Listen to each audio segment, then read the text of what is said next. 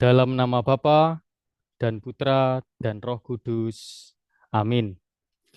Allah yang Maha Rahim, kami bersyukur kepadamu atas anugerah dan rahmat-Mu, sehingga kami umat-Mu dapat berkumpul untuk merenungkan sabda. Curahkanlah Roh Kudus kepada kami. Engkau telah mengajar kami dengan terang Roh Kudus. Berilah kami dengan bantuan roh yang sama, pengertian yang benar, dan sukacita dalam hiburannya. Demi Kristus Tuhan kami. Amin. Baik Bapak, Ibu, Saudara-saudari terkasih, Lexio akan kita mulai dengan tahap pembacaan teks, kemudian tanya jawab. Jika Bapak Ibu ingin bertanya, nanti bisa mengirimkan pertanyaan ke kolom chat kepada kami, Frater Bima atau Frater Putra. Atau Bapak Ibu dapat memberikan raise hand. Mari kita mulai leksio kita. Kepada Romo Dimas kami persilahkan. Silakan Romo Ari, bukan Romo Dimas. Saya pikir diganti. Nggak jadi. Oke. Baik, para saudara-saudari, mari kita awali Lexio Divina kita pada malam ini. Kita akan masuk ke tahap yang pertama, yakni membaca teks. Teks yang akan kita gunakan untuk Lexio Divina kita malam ini diambil dari Injil Yohanes bab 10 ayat 1 sampai dengan 10. Seperti biasa, kita akan membacakan teks ini secara bergantian dari ayat ke ayat, masing-masing satu ayat. Silakan saudara-saudari yang akan memulai membacakan teks ini, dipersilahkan, tidak usah rebutan, namun juga dihindari jeda yang terlalu lama karena saling menunggu. Aku berkata kepadamu, sesungguhnya siapa yang masuk ke dalam kandang domba dengan tidak melalui pintu, tetapi dengan memanjat tembok, ia adalah seorang pencuri dan seorang perampok. Tetapi siapa yang masuk melalui pintu, ia adalah gembala domba. Untuk dia penjaga membuka pintu, dan domba-domba mendengarkan suaranya. Dan ia memanggil domba-dombanya masing-masing menurut namanya, dan menuntunnya keluar. Jika semua dombanya telah dibawanya keluar, ia berjalan ke depan mereka, dan domba-domba itu mengikuti dia, karena mereka mengenal suaranya. Tetapi seorang asing pasti tidak mereka ikuti. Malah mereka lari daripadanya, karena suara orang-orang asing tidak mereka kenal. Itulah yang dikatakan Yesus dalam perumpamaan kepada mereka, tetapi mereka tidak mengerti apa maksudnya ia berkata demikian kepada mereka. Maka kata Yesus sekali lagi, "Aku berkata kepadamu, sesungguhnya akulah pintu ke domba-domba itu." Semua orang yang datang sebelum aku adalah pencuri dan perampok, dan domba-domba itu tidak mendengarkan mereka. Akulah pintu, barang siapa masuk melalui aku, ia akan selamat dan ia akan masuk dan keluar dan menemukan padang rumput. Pencuri datang hanya untuk mencuri dan membunuh dan membinasakan.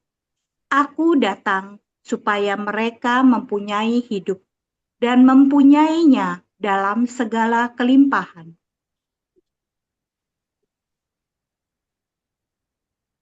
Mari saudara-saudari, kita hening sejenak untuk kembali mengendapkan perikop ini, sabda Tuhan ini, agar sebagian boleh tinggal di dalam ingatan hati kita. Baik, saya akan membacakan secara keseluruhan perikop Yohanes 10 ayat 1 sampai dengan 10 ini. Ya PN Arab. Sekali peristiwa, Yesus bersabda, "Sesungguhnya aku berkata kepadamu, siapa yang masuk ke dalam kandang domba tanpa melalui aku, tanpa melalui pintu, tetapi dengan memanjat dari tempat lain, ia adalah seorang pencuri dan seorang perampok. Tetapi siapa yang masuk melalui pintu, ia adalah gembala domba. Untuk dia penjaga membuka pintu, dan domba-domba mendengarkan suaranya. Ia memanggil dombanya masing-masing menurut namanya dan menuntunnya keluar. Jika semua dombanya telah dibawanya keluar, ia berjalan di depan mereka, dan domba-domba itu mengikuti dia, karena mereka mengenal suaranya. Tetapi seorang asing pasti tidak mereka ikuti, malah mereka lari daripadanya, karena suara orang-orang asing tidak mereka kenal." Yesus mengatakan kiasan ini kepada mereka, tetapi mereka tidak mengerti apa maksudnya ia berkata demikian kepada mereka. Maka kata Yesus sekali lagi, "Aku berkata kepadamu, sesungguhnya akulah pintu ke domba-domba itu. Semua orang yang datang sebelum aku adalah pencuri dan perampok, dan domba-domba itu tidak mendengarkan mereka. Akulah pintu. Siapa saja yang masuk melalui aku, ia akan selamat, dan ia akan masuk dan keluar dan menemukan padang rumput. Pencuri datang hanya untuk mencuri dan membunuh dan membinasakan. Aku datang supaya mereka mempunyai hidup dan mempunyainya dalam segala kelimpahan." Para saudara-saudari, kita sudah memberi ruang di dalam telinga dan hati untuk membaca atau membacakan atau mendengarkan sabda Tuhan lewat Injil Yohanes bab 10 ayat 1 sampai dengan 10. teks yang akan diperdengarkan pada hari Minggu Paskah keempat, Minggu Panggilan. Mari kita bersama-sama mencoba memahami teks ini, supaya nanti kita menemukan pesan ini untuk hidup kita atau untuk panggilan kita sebagai pengikut Kristus. Para saudara, teks Yohanes 10 ayat 1 sampai dengan 10 dibagi dalam dua bagian. Bagian pertama itu ayat 1 sampai dengan 6, yang isinya kiasan tentang gembala dan domba-dombanya. Relasi antara gembala dan kawanan domba. Sedangkan ayat 7 sampai dengan 10 lebih menekankan tentang identitas Yesus sebagai pintu.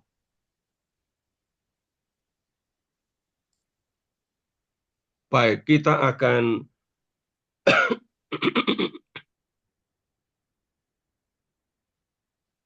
memahami teks ini dari bagian pertama ayat 1 sampai dengan 6. Kiasan tentang gembala dan domba-dombanya. Penginjil Yohanes lebih senang menyebut gaya pengajaran Yesus itu sebagai sebuah kiasan atau sebuah perbandingan, bukan sebuah perumpamaan. Karena penginjil justru melihat jika gaya bahasa ini yang dipakai oleh Yesus, ia tidak terkesan menggurui. Tapi siapapun bisa menemukan pesan bagi dirinya. Meskipun dalam praktek tidak gampang mengerti apa maksud kiasan yang digunakan oleh Yesus dalam pengajarannya kepada orang banyak. Oleh karena itu, orang-orang yang menjadi pendengar pengajaran Yesus dalam kenyataannya memang tidak mengerti bahasa kiasan yang digunakan oleh Yesus. Penginjil Yohanes mencatat hal ini di ayat 6. Yesus mengatakan kiasan ini kepada mereka, tetapi mereka tidak mengerti apa maksudnya ia berkata demikian. Jadi ini salah satu konsekuensi penggunaan gaya bahasa kiasan. Tidak selalu dengan mudah ditangkap apa maksud Yesus sebagai pembicara dalam hal ini.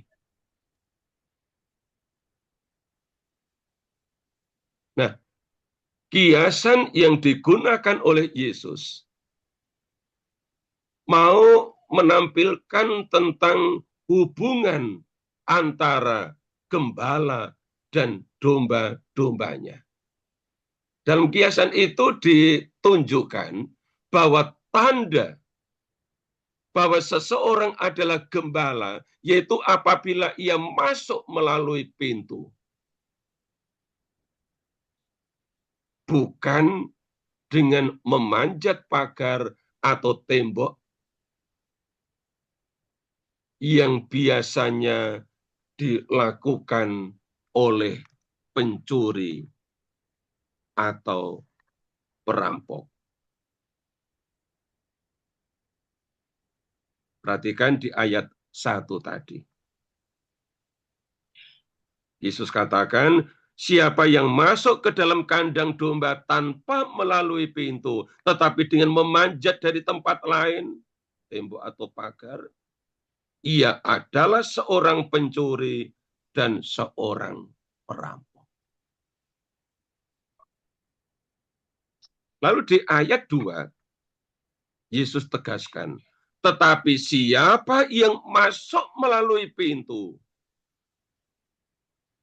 ia adalah gembala domba. Sebagai gembala, ia memanggil domba-domba itu dengan nama masing-masing sebelum ia menggiring atau menuntunnya keluar. Perhatikan di ayat 3. Untuk dia penjaga membuka pintu, dan domba-domba mendengarkan suaranya. Ia memanggil dombanya masing-masing menurut namanya dan menuntunnya keluar.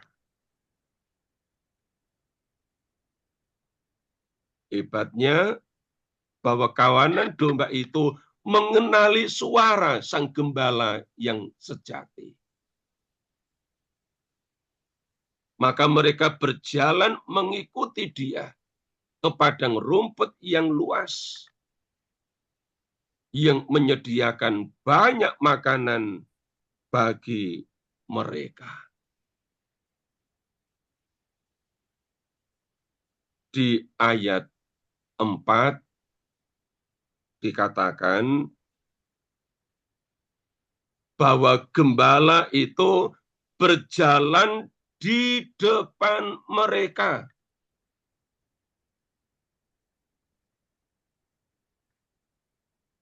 Bukan berjalan ke depan mereka, ya. Memang berjalan ya ke depan, bukan berjalan ke belakang. Tapi posisi gembala itu berjalan di depan kawanan domba. Maksudnya apa?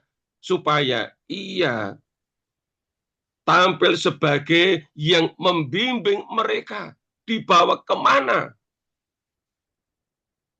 Dan mereka mengikutinya dari belakang.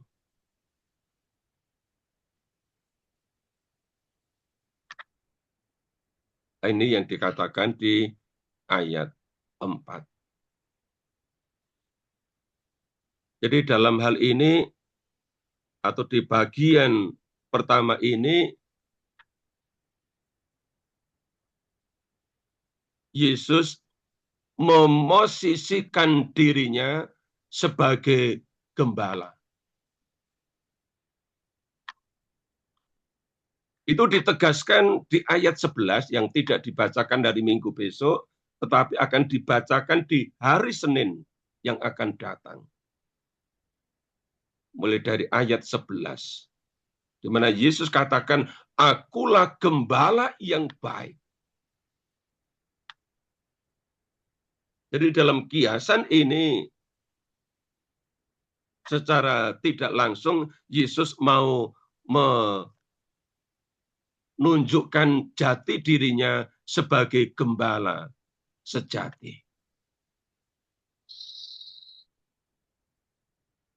Penjaga kandang dengan senang hati akan mengizinkan seorang gembala masuk untuk mengambil dan menggembalakan kawanan dombanya.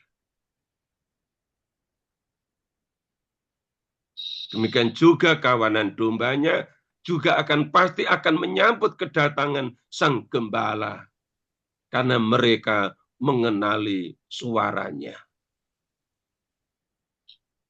Maka pengenalan akan suaranya juga menunjukkan bahwa antara gembala dan kawanan domba memiliki relasi yang sangat baik.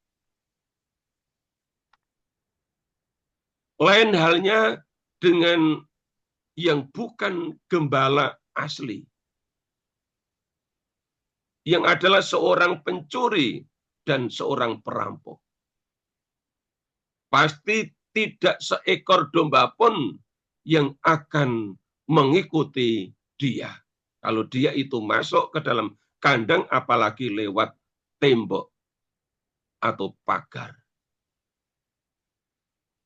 Karena mereka tahu akan diperlakukan seturut kehendak hatinya yang jahat. Kalau lewat pagar atau tembok pasti punya niat yang jahat. Disebutkan di ayat 10, yaitu mencuri dan membunuh dan membinasakan. Nah, pertanyaannya, siapa yang bukan gembala, yang kerjaannya adalah mencuri dan membunuh dan membinasakan, yang kalau masuk kandang itu lewat pagar atau tembok, memanjat pagar atau tembok. Yesus menunjukkan ciri-cirinya di ayat 8.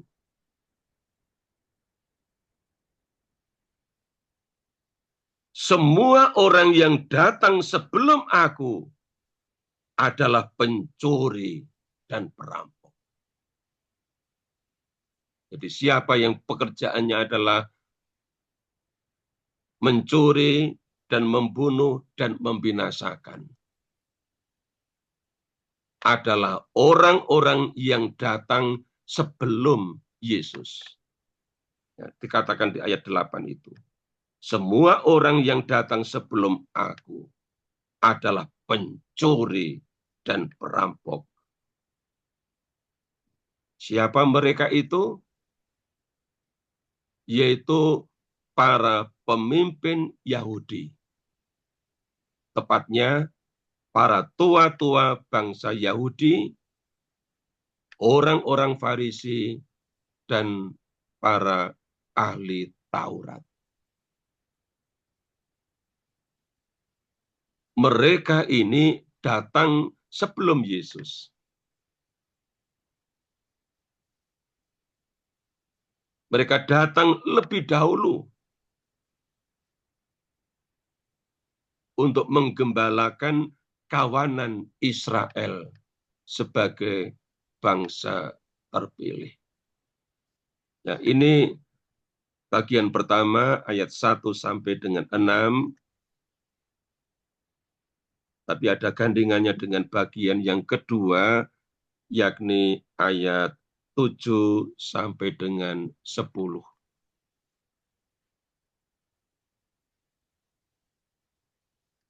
Di bagian kedua ini, Yesus secara eksplisit menyebut jati dirinya. Demikian. Karena itu Yesus berkata lagi, sesungguhnya aku berkata kepadamu, akulah pintu bagi domba-domba itu.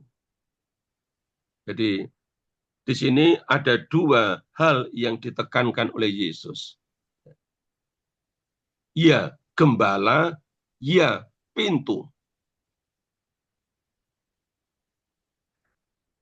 Lalu di ayat 9 ditegaskan lagi. Akulah pintu.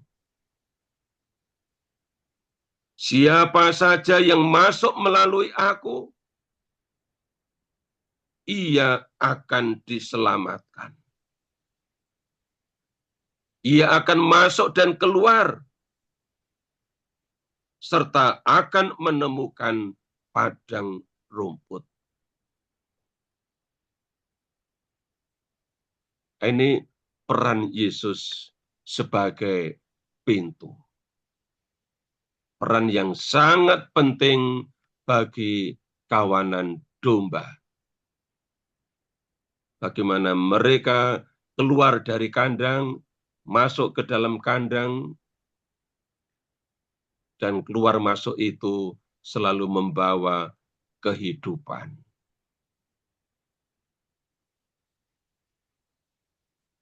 Karena itu, kalau kita renungkan lebih dalam, keselamatan itu ternyata ada pintunya.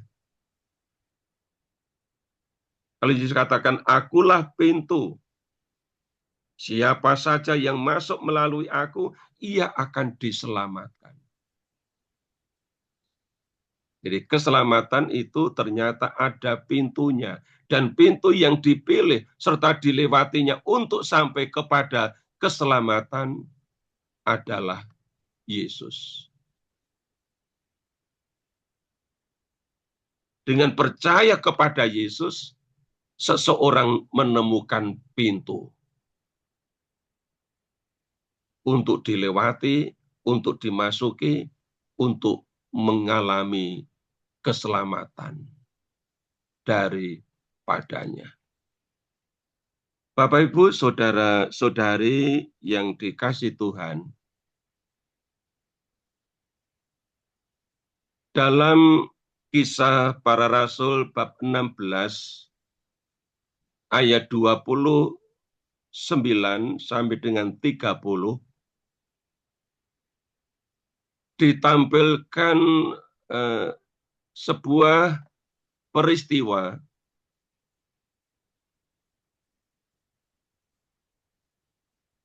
di mana seorang penjaga penjara Filipi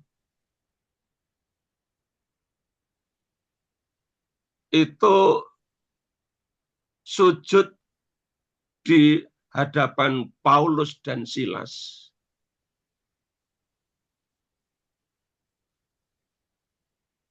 Dengan gemetar. Mengapa dia gemetar?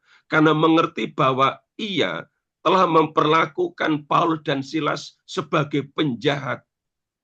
Padahal mereka adalah orang-orang yang diutus dari surga.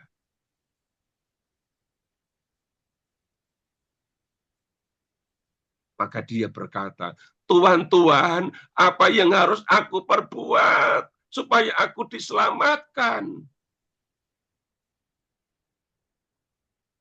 Kisah 16 ayat 30.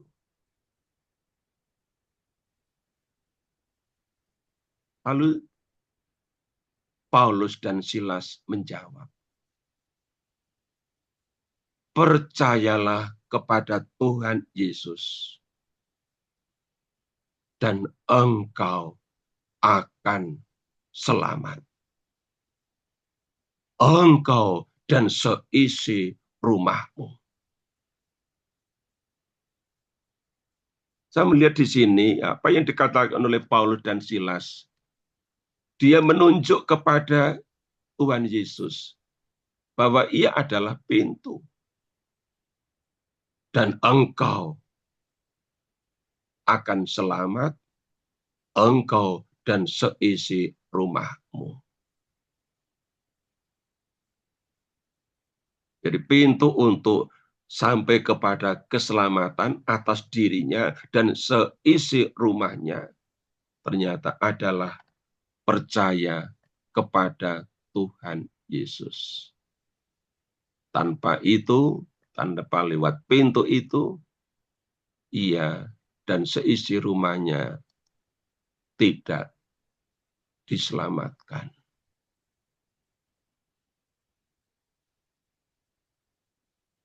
Sekadar untuk membantu refleksi, saya bertanya,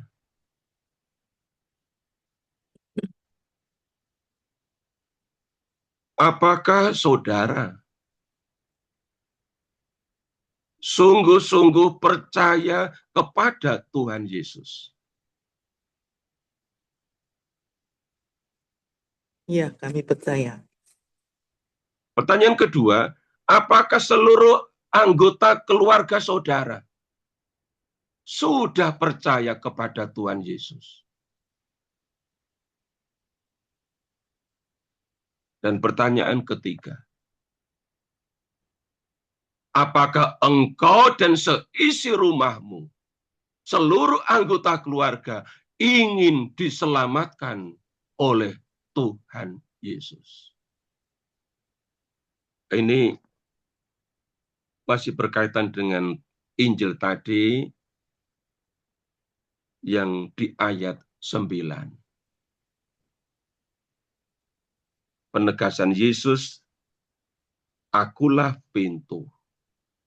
Siapa saja yang masuk melalui aku, ia akan diselamatkan. Menurut saya ini ayat yang sangat penting untuk kita renungkan. 3 pertanyaan yang saya sodorkan sekadar untuk membantu refleksi lebih dalam. Bukan hanya menyangkut diri sendiri, tetapi juga seisi rumah. Baik.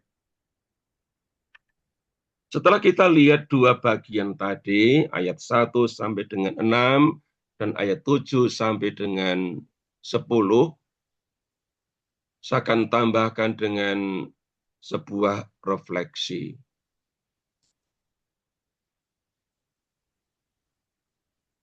Di mana teks Yohanes 10 ayat 1 sampai dengan 10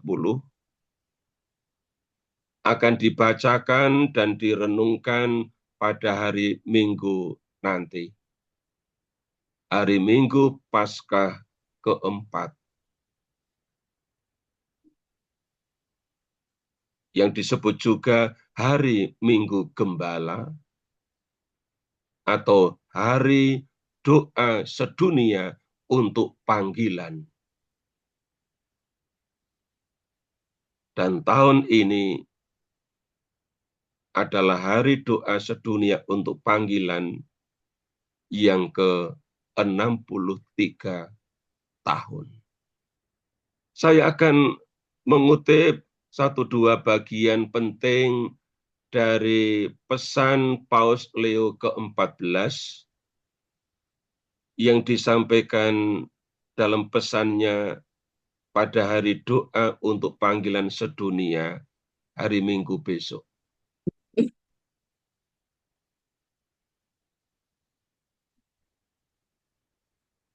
Paus Leo mengatakan begini.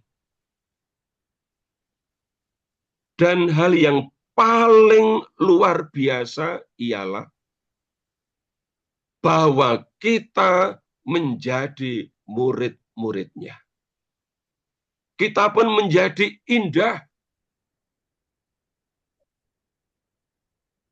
Keindahannya mengubah hidup kita. Saya mau ajak saudara-saudari untuk melihat hal ini. Bahwa sebelum Paus Leo ke-14 omong tentang panggilan khusus dalam gereja. Sebagai imam, bruder, suster, frater. Dia mau katakan bahwa menjadi murid-murid Yesus adalah hal yang paling luar biasa.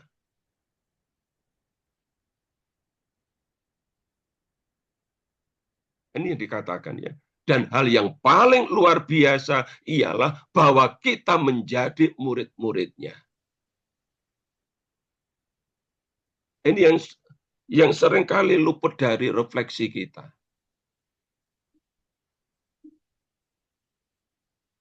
Yang luar biasa itu bukan kaum berjubah. Tapi tanpa jubah. Tetapi dengan menjadi murid-murid Yesus. Dengan mengikuti Yesus. Dengan mendengarkan suaranya. Dengan membiarkan diri dituntun olehnya. Paus Leo bilang, kita pun menjadi indah. Ini bukan soal rupa, ini bukan soal wajah, ini bukan soal kecantikan. lebih dalam dari itu. Kita pun menjadi indah. Maka kata indah ditulis dalam tanda kutip. Keindahan Tuhan Yesus mengubah hidup kita. Jadi di mana orang bisa menemukan keindahan di dalam Tuhan Yesus ketika dia menjadi murid Yesus. Itu yang kemudian mengubah hidupnya. Bentuknya apa? Menjawab panggilan Tuhan.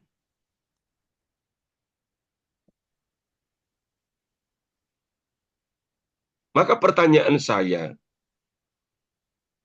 apakah menjadi murid-murid Yesus itu kita pahami sebagai sebuah panggilan?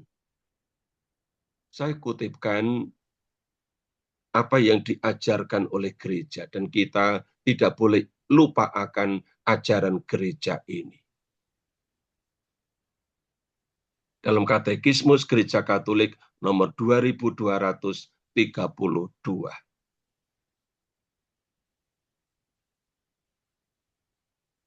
Yang mengatakan, orang harus merasa yakin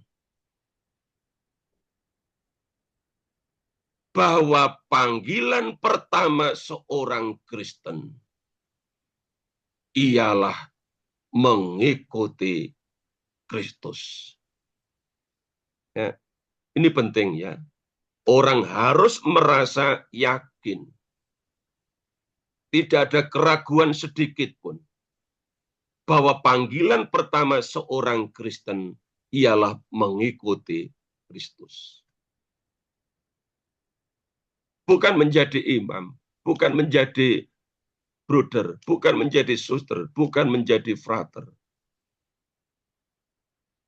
Tetapi mengikuti Kristus. Inilah panggilan pertama. Panggilan mendasar seorang Kristen. Karena itu, Bapak Ibu, saudara-saudari, dalam pesan Paus Leo ke-14 juga dikatakan tentang peran Yesus sebagai gembala.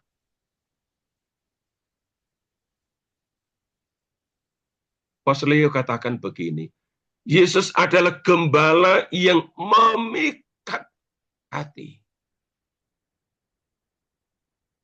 Karena dalam dirinya itu terpancar keindahan. Ini bukan soal ketampilan artifisial yang ketok moto, yang kelihatan.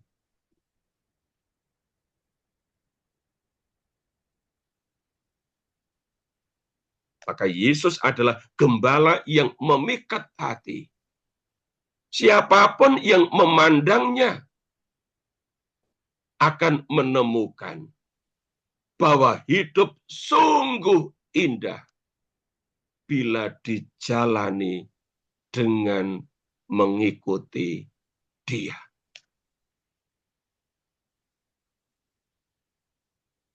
Ini bisa membantu kita untuk merefleksikan Injil Yohanes 10 ayat 1 sampai dengan 10. Khususnya ayat 1 sampai 6. Bahwa Yesus adalah seorang gembala yang memikat hati.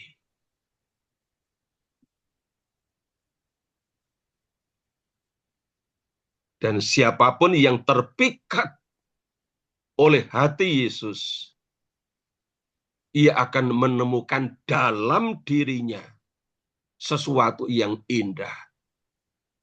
Dan itu kemudian dijalani, bahkan juga makin meneguhkan dirinya untuk dengan penuh semangat mengikuti Yesus. Karena melihat menemukan keindahan dalam diri Yesus, namun juga keindahan dalam diri Yesus itu menjadi seperti cermin yang memantul dalam dirinya, dan kemudian dirinya juga melihat bahwa dalam diriku ada sesuatu yang indah. Dan bahwa hidup ini sungguh indah. Dan saya menemukan hidup ini sungguh indah ketika saya menjalani hidup ini dengan mengikuti Yesus, dengan menjadi murid Yesus, dengan menjadi seorang Kristen, dengan menjadi seorang Katolik.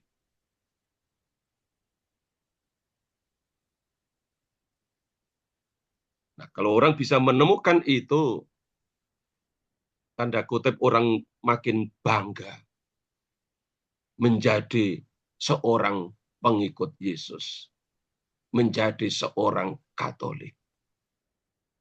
Kemudian Paus Leo ke-14 menegaskan begini. Dengan demikian, panggilan Kristen menyingkapkan seluruh kedalamannya. Ikut ambil bagian dalam hidup Yesus. Berbagi dalam perutusannya. Dan memancarkan keindahannya sendiri. Ini menurut saya penting, pesan yang cukup penting disampaikan oleh Paus Leo.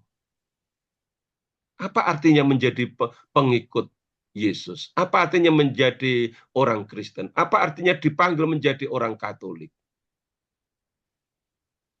Dipanggil menjadi orang Kristen, dipanggil menjadi pengikut Yesus, dipanggil menjadi orang Katolik. Itu menyingkapkan seluruh kedalamannya. Ditandai dengan 3 hal. Ikut ambil bagian dalam hidup Yesus. Kedua, mau berbagi dalam perutusannya. Yang awam, yang mau terlibat dalam kerasulan kaum awam, yang religius, yang imam juga mau terlibat dalam karya perutusan sebagai yang ditabiskan, sebagai yang mengikrarkan diri untuk hidup bakti, dan juga lewat cara hidup masing-masing memancarkan, yang ketiga, memancarkan keindahan Yesus sendiri. Keindahan hatinya, keindahan karya-karyanya, terlebih karya-karyanya yang membawa kepada keselamatan. Karena ia sendiri adalah pintu. Maka satu pertanyaan saya sampaikan sekadar untuk membantu refleksi kita dalam merayakan Minggu Panggilan nanti. Bagaimana dengan panggilan Kristiani kita?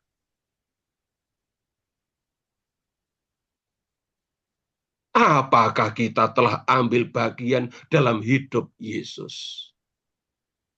Apakah kita telah berbagi dalam perutusannya?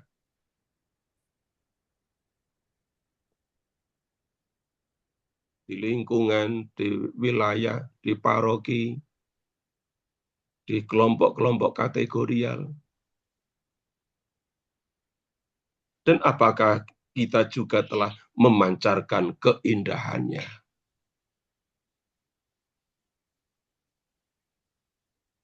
Ini pertanyaan saya, semoga membantu, menginspirasi Bapak, Ibu, Saudara-saudari dalam merenungkan baik Injil Yohanes 10 ayat 1 sampai dengan 10, maupun juga dalam menggandengnya dengan pesan panggilan pada hari Minggu, panggilan nanti, baik sebagai awam atau sebagai kaum religius.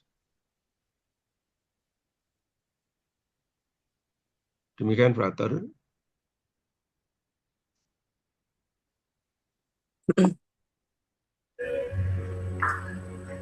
Terima kasih kepada Romo Ari Pawarto yang sudah membawa kita dalam tahap Lexio. Terima kasih Romo sudah menggali kekayaan dalam teks Yohanes 10 ayat 1 sampai 10 yang membuat kita semakin mengenal Yesus, gembala kita. Sekarang kita masuk ke sesi tanya jawab kepada Bapak Ibu dan saudara-saudari sekalian yang ada mengganjal mungkin dalam hatinya dan ingin mempertanyakan sesuatu terkait dengan Injil ini. Silahkan dapat bertanya dengan bisa langsung bertanya saja atau boleh menggunakan dengan raise hand. Selamat malam, Romo Ari. Saya ingin bertanya yang ayat 3, Romo.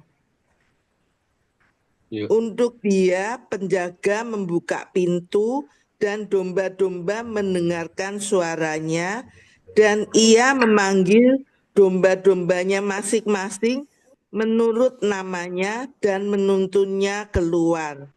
Itu dalam pikiran saya, apakah karena setelah dibaptis kita kan mempunyai nama baptis, Romo, sehingga Yesus itu mengenal kita domba-dombanya dan kita mendapatkan nama baptis kita masing-masing. Apakah begitu yang dimaksud, Romo? Ya, terima kasih untuk pertanyaannya. Saya tidak bisa memastikan apakah nantinya akan dipanggil sesuai dengan nama baptis. Karena apa? Karena banyak orang Katolik menggunakan nama baptis yang sama, misalnya nama baptisnya Maria atau Elizabeth atau Francisca atau siapa, ya, atau Yohanes atau Petrus. Nah, kalau dipanggil dengan nama itu mungkin ada 1000 orang yang merasa namanya Petrus lalu semua datang. Jadi saya tidak bisa memastikan apakah panggilan itu akan dipakai nama baptis atau nama asli orang itu. Tetapi nama selalu menyangkut identitas diri seseorang. Ya, Romo. Terima Atau kasih. mungkin nama baptis diikuti dengan nama pribadi orang tersebut ya, Romo. Jadi ada perbedaan dengan yang lain-lain ya, Mo. Ya, semoga yang mencatat nama itu tertib administrasi. Iya. Ya, sehingga nanti Terima kasih. setiap orang itu dipanggil sesuai dengan nama masing-masing. Terima kasih Romo Ari dan terima kasih Romo. Bu Tanlian yang sudah bertanya. Ini ada pertanyaan Romo dari Bapak Yusuf D. Salim. Sepertinya ini sebuah pertanyaan ya. Saya coba bantu. Ayat 10 Romo. Konsep pintu mestinya ada hubungannya dengan doktrin sakramen pengakuan dosa yang sepertinya Bapak Yusuf ini ingin memastikan Romo. Apakah benar demikian? Silakan Romo. Konsep pintu dikaitkan dengan apa? Doktrin sakramen pengakuan dosa. Ya. Konsep pintu kalau mau digandeng dengan sakramen-sakramen, mestinya larinya bukan ke sakramen pengakuan dosa atau sakramen tobat, tetapi ke sakramen pembaptisan. Mengapa? Karena sakramen pembaptisan adalah pintu untuk semua sakramen yang lain. Ya, orang tidak boleh menerima komuni kudus kalau belum dibaptis. Orang tidak bisa menerima sakramen krisma kalau dia belum dibaptis. juga belum menerima komuni pertama. Orang tidak bisa menikah atau ditabiskan kalau dia belum dibaptis. Ya. Jadi sakramen baptis adalah pintu untuk semua sakramen yang lain. Ya, jadi kalau mau digandeng dengan ajaran tentang sakramen-sakramen, mestinya larinya bukan ke sakramen tobat, tetapi ke sakramen baptis. Karena sakramen baptis adalah pintu untuk semua sakramen yang lain. Pintu untuk keenam sakramen yang lain. Tapi pertobatan itu sendiri menjadi pengantar bagi seseorang untuk dibaptis. Terima kasih Romo untuk jawabannya, sangat jelas ya kepada Bapak Yusuf. Terima kasih atas pertanyaannya. Kita lanjut ke pertanyaan berikutnya. Sepertinya tadi ada yang raise hand, saya kira. Saya, Frater. Oh, silahkan Bu Wiwin. Romo, saya tertarik dengan yang 3B, Romo. Ia memanggil dombanya. Saya inikan diri saya sebagai dombanya Yesus yang dipanggil menurut nama saya. Jadi rasanya tuh kayaknya saya itu merasa kayaknya spesial banget ya. Karena Yesus itu sampai bisa mengenal. Berarti kalau dia bisa memanggil nama berarti dia mengenal. Mengenal pribadi, tahu kekurangan dan kelebihan, rasanya itu sungguh luar biasa yang mungkin membuat karena dia tahu dan mengenal, makanya dia akan memberikan mungkin tugas-tugas dalam arti pelayanan, dalam tanda kutip pelayanan yang pasti dia tahu. Apakah saya sanggup untuk melakukannya menurut kemampuan yang memang dia tahu karena dia sangat mengenal. Dan mungkin bisa dikatakan berani mengambil tugas di dalam perutusannya. Tapi Romo, kalau Romo mengatakan memancarkan keindahannya, saya kok merasa yang bisa melihat kita ini, apakah sudah memancarkan keindahan dari dia, itu harusnya orang lain. Begitukah Romo? Jadi saya sendiri tidak bisa melihat, berarti saya sombong kalau misalnya saya merasa, oh saya tuh udah hebat, saya tuh ini itu gitu kayaknya gitu. Tapi itu akan terpancar dan akan bisa dan dilihat oleh orang lain gitu Mo. Jadi basicnya bukannya diri sendiri yang melihat. Kalau diri sendiri yang melihat, ujung-ujungnya nanti akan timbul rasa sombong. Boleh begitu Romo? Baik, terima kasih untuk pertanyaannya. Nama itu identitas jati diri seseorang. Penyebutan nama mengandaikan orang kenal. Dan bukan hanya sekedar tahu atau kenal, tetapi memiliki relasi antar keduanya. Bahkan mungkin juga perjumpaan itu telah terjadi antar keduanya, sehingga tahu persis namanya.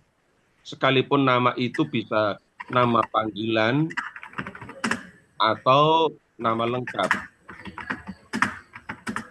Tapi penyebutan nama itu sendiri memang menunjukkan ada sesuatu yang khas dalam diri orang itu atau menunjukkan suatu relasi antar keduanya.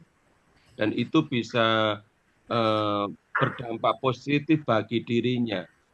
Sebagai contoh, ya, ketika Maria Magdalena itu pergi ke kubur Yesus,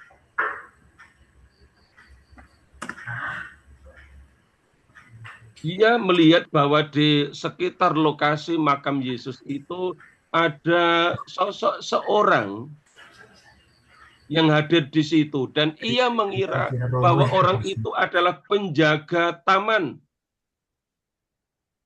Maka dia berkata, "Tuhan, jika Tuhan yang mengambil dia, katakanlah kepadaku di mana Tuhan meletakkan dia, supaya aku dapat mengambilnya." Lalu apa respon Yesus yang bangkit? Yesus bilang, "Maria." Hanya sebut nama Maria. Maria berpaling dan berkata kepadanya dalam bahasa Ibrani, "Rabuni," artinya guru. Lalu kenal, oh itu bukan penjaga taman. Dia adalah guruku, Rabuni. Ya, ini yang membuat Maria Magdalena itu takjub bahwa namanya disebut secara pribadi. Nggak ada mau nanya. Menunjukkan suatu relasi antar pribadi, saling mengenal, ada relasi yang bagus di situ. Kemudian yang kedua, ya, soal menemukan keindahan. Semakin orang itu mengenali Yesus, juga akan semakin orang itu mengenali dirinya. Dia tidak buta terhadap dirinya sendiri. Maka kalaupun dia menemukan keindahan di dalam dirinya, yaitu adalah hasil pancaran keindahan Yesus yang ia temukan dalam dirinya. Lalu ia mungkin juga menjadi kagum bahwa hidupku berharga di mata Tuhan. Lalu hidupnya menjadi sebuah persembahan. Dia tidak buta terhadap apa yang ada di dalam dirinya. Kekayaan rohani yang Tuhan berikan kepadanya. Maka pengenalan akan diri sendiri yang murni, yang otentik, pasti akan membawa dirinya kepada kerendahan hati. Maka Paulus katakan dalam 1 Korintus 13 ayat 4. Kasih itu tidak memegahkan diri dan tidak sombong. Nah, ini pengenalan diri yang sejati. Tapi juga tidak tertutup kemungkinan bahwa orang lain pun bisa melihat keindahan itu. Meskipun mungkin wajahnya juga biasa-biasa saja. Tapi ada keindahan yang memancar di dalam diri orang itu lewat perbuatannya yang baik. Maka dalam Injil Matius bab 5 ayat 16 sampai dengan 18 tentang garam dan terang dunia. Yesus katakan, supaya mereka melihat perbuatanmu yang baik. Dan kemudian mereka memuliakan Bapamu yang di surga. Pasti orang itu tidak pamer akan perbuatan baik yang dilakukannya.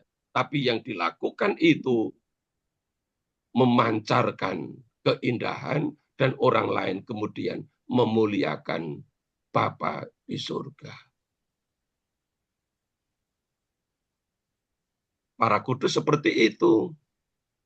Spiritualitas hidup mereka, keutamaan mereka membuat orang memuji Tuhan lewat apa yang mereka hidupi dan membawa mereka kepada kekudusan. Begitu menurut iman saya, bukan hanya orang luar yang melihat, tapi dirinya dengan semakin mengenal diri lebih dalam juga akan melihat diri. Terima kasih Romo. Terima kasih Frater. Terima kasih Romo Ari atas penjelasannya dari pertanyaan Bu Iwin. Terima kasih Bu Iwin sudah bertanya. Kita lanjut mungkin ke pertanyaan selanjutnya. Apakah masih ada pertanyaan? Saya boleh tanya, Frater. Silahkan Bu Justin. Kami persilahkan. Tadi ada firman yang mengatakan domba mengenal suara gembalanya. Dan bahkan tidak hanya melihat gembalanya, hanya mengenal, dengar suaranya saja mengenal. Tetapi kenyataannya banyak domba yang ragu-ragu akan suara gembalanya, sehingga hidup dalam persimpangan. Pertanyaan saya, bagaimana caranya agar domba itu bukan hanya mengenal gembalanya, tapi juga mengenal suaranya, walaupun tidak melihat sang gembala. Terima kasih, Frater. Terima kasih Bu Justin. Dan persilakan Romo untuk memberikan jawaban. Ya. Saya ambilkan contoh. Ya, contoh misalnya saya jarang melihat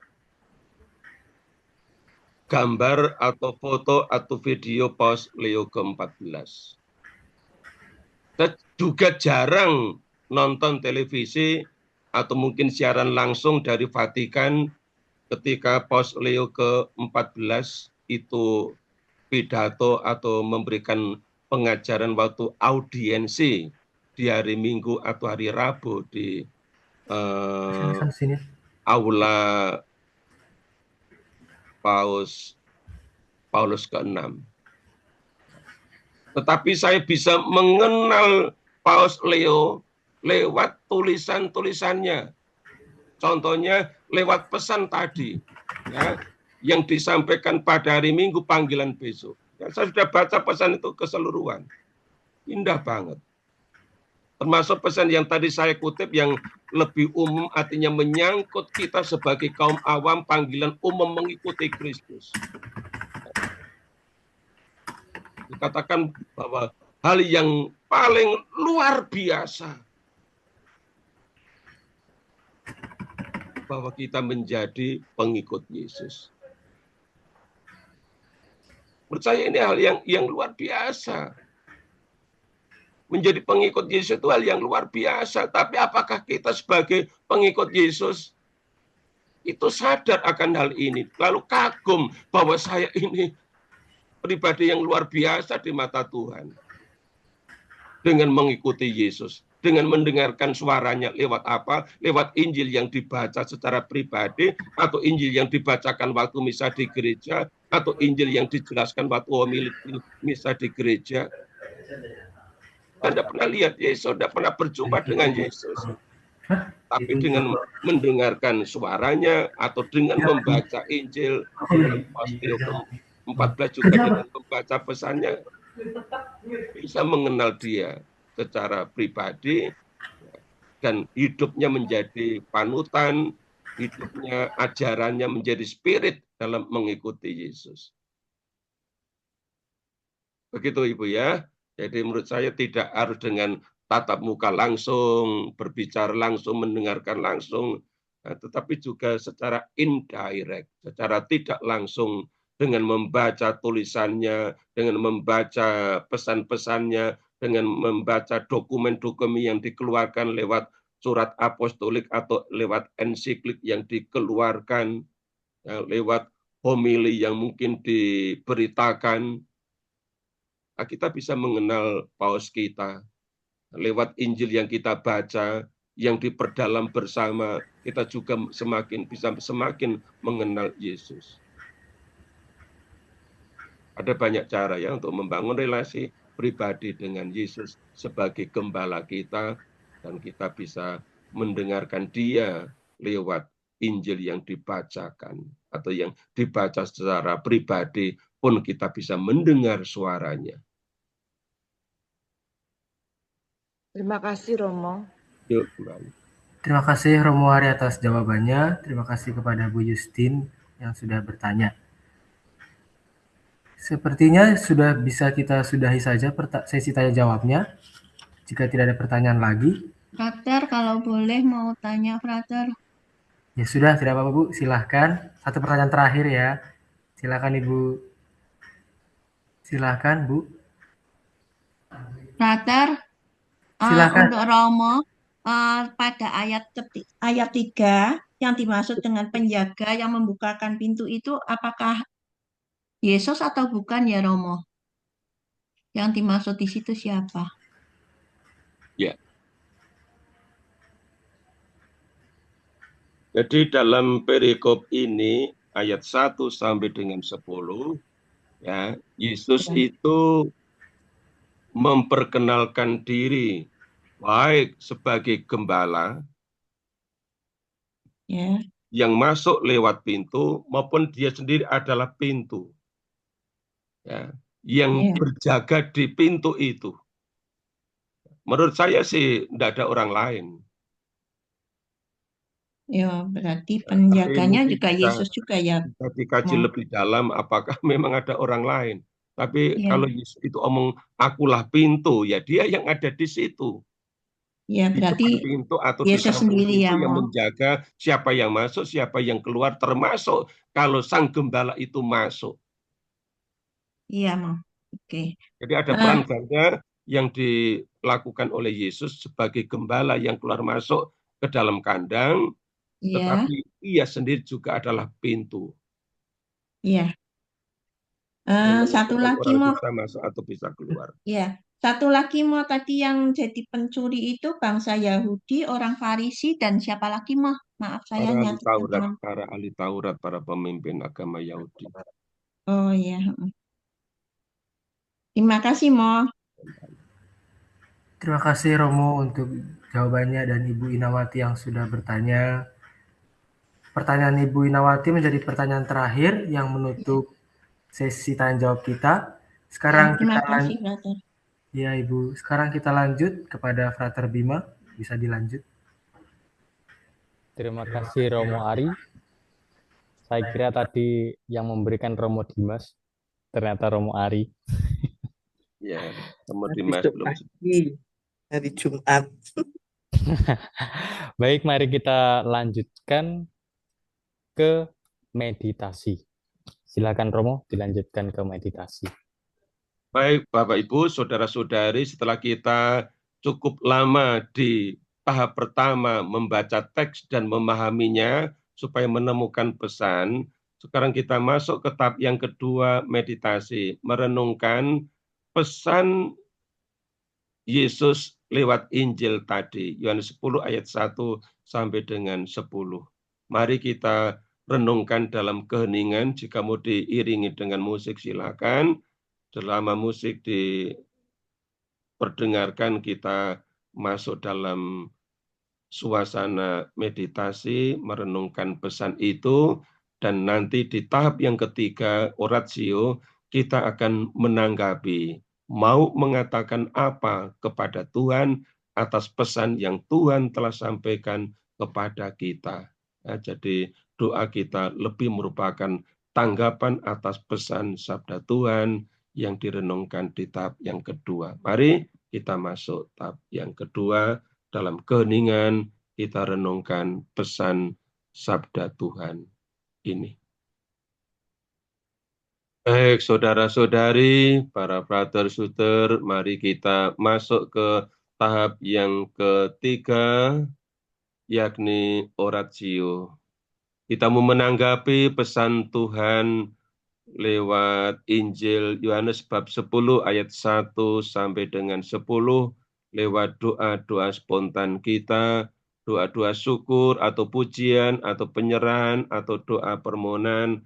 Mari semua itu kita luapkan dari kedalaman hati kita kepada Tuhan yang telah mengangkat martabat kita menjadi pengikut-pengikutnya. Oleh karena kita mau dituntun dan selalu mendengarkan suaranya, suara panggilan mengikuti Dia, Sang Gembala yang baik, dan Dia sendiri menjadi pintu yang membawa kita kepada keselamatan.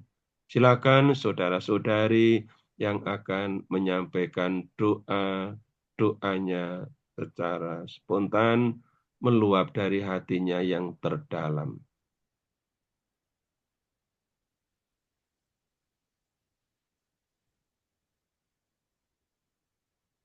Allah Bapa yang Maha Kuasa, Kami mengucap syukur ya Bapak atas kebaikan-Mu, atas bimbingan-Mu, penyertaan-Mu, sehingga pada malam hari ini kembali Kau himpun kami dalam Lexio Divina yang dibawakan oleh Romo Ari.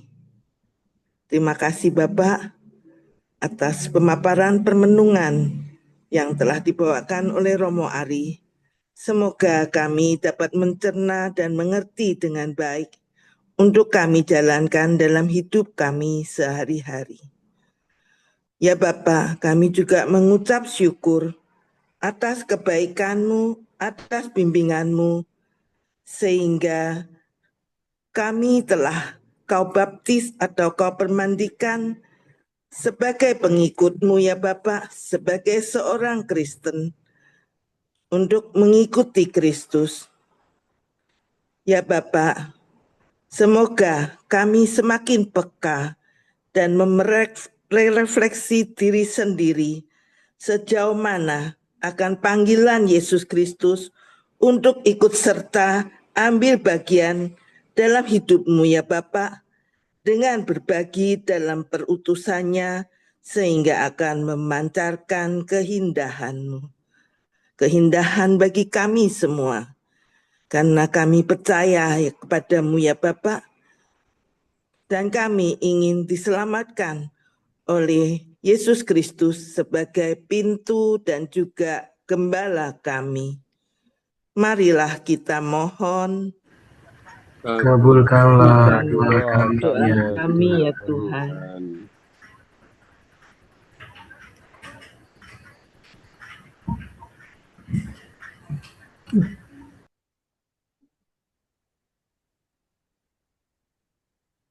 Selamat malam, Allah Bapa di surga.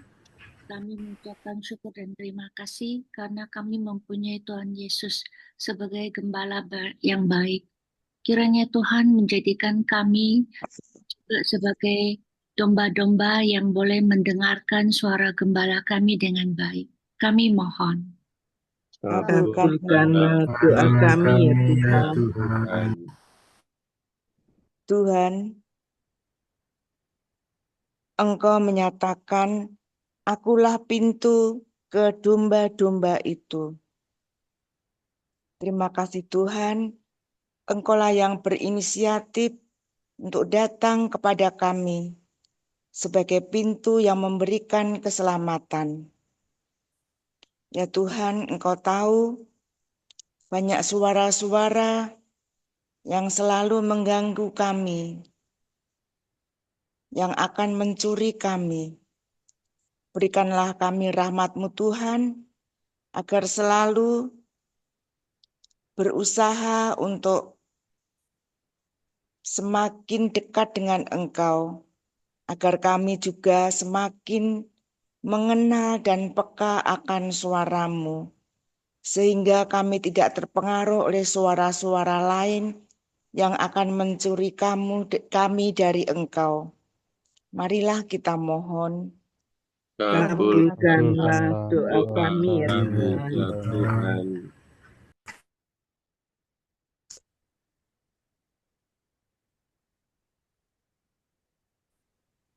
Terima kasih ya Bapak. Saya boleh menjadi domba-Mu yang begitu spesial, yang begitu Engkau kasihi, yang sangat Engkau kenal.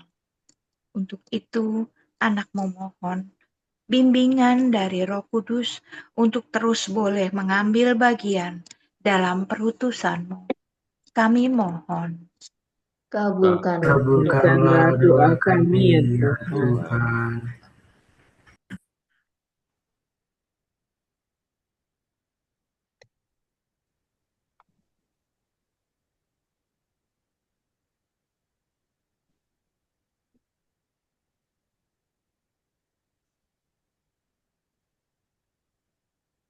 Tuhan Yesus, Engkau pernah berkata, tidak seorang pun datang kepada Bapa kalau tidak melalui aku. Malam ini dan hari Minggu besok kami akan mendengarkan sabda-Mu yang mana Engkau mengingatkan kami bahwa Engkau adalah pintu yang membawa kami untuk sampai kepada rumah Bapa, rumah keselamatan yang abadi.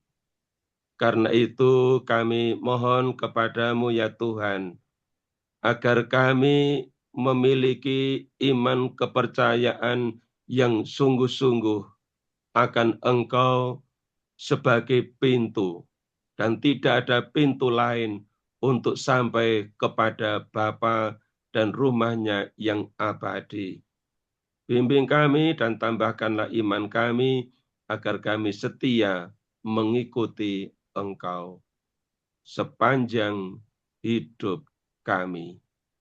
Marilah kita mohon. Kabulkanlah doa kami ya Tuhan.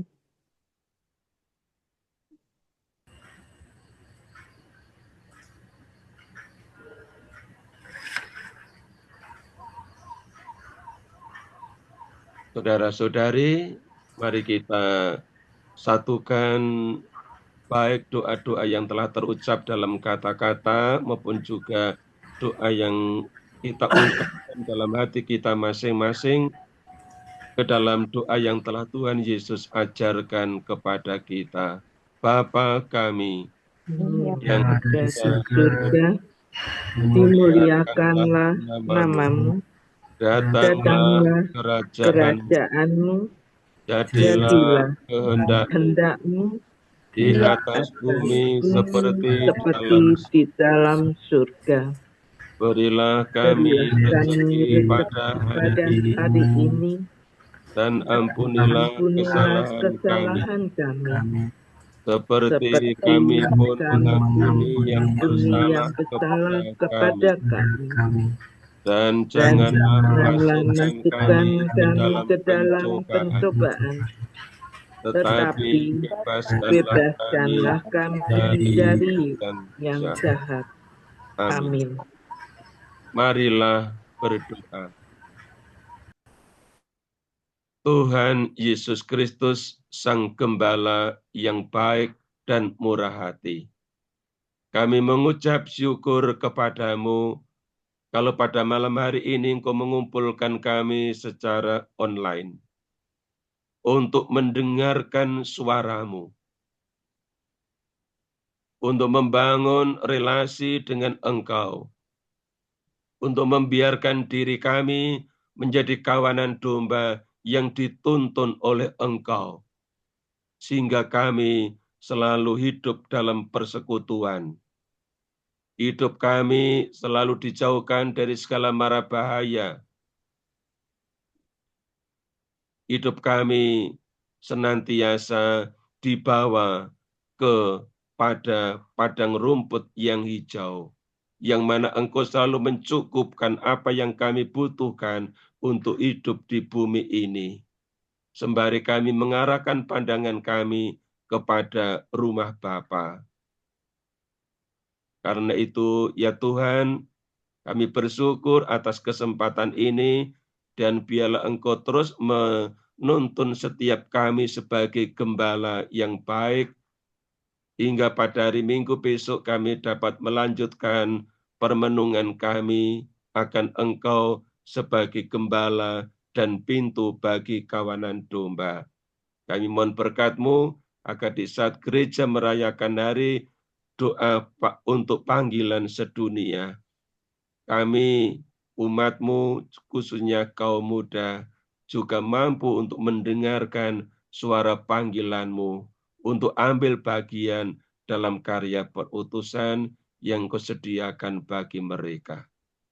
Tuhan Yesus, kami hendak mengakhiri pertemuan kami malam ini, kiranya Engkau senantiasa menyertai kami, khususnya dalam istirahat kami sepanjang malam nanti, dan kami Kau tuntun dalam perjalanan hidup kami hingga memasuki hari yang baru besok.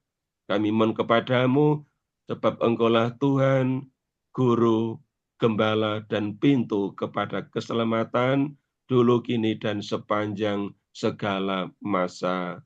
Amin. Mari kita siapkan diri menerima berkat Tuhan. Tuhan bersamamu. Dan Dan bersama roh. bersama roh. Allah yang Maha Kuasa memberkati Bapak Ibu, para saudara-saudara, segenap anggota keluarga dan komunitas, serta pada sepanjang malam ini, dalam nama Bapa dan Putra dan Roh Kudus. Amin. Amin. Terima Selamat kasih malam Romo. Romo, terima kasih Terima Romo. kasih, Selamat Romo. malam Oke, Frater, terima semuanya kasih. selamat. Terima kasih Bu. Terima kasih Romo dan Terima kasih Frater. Romo. Terima Terima kasih kasih. Frater. Tuhan Romo, memberkati. Terima kasih Bu. Tuhan selamat malam memberkati. Romo dan kasih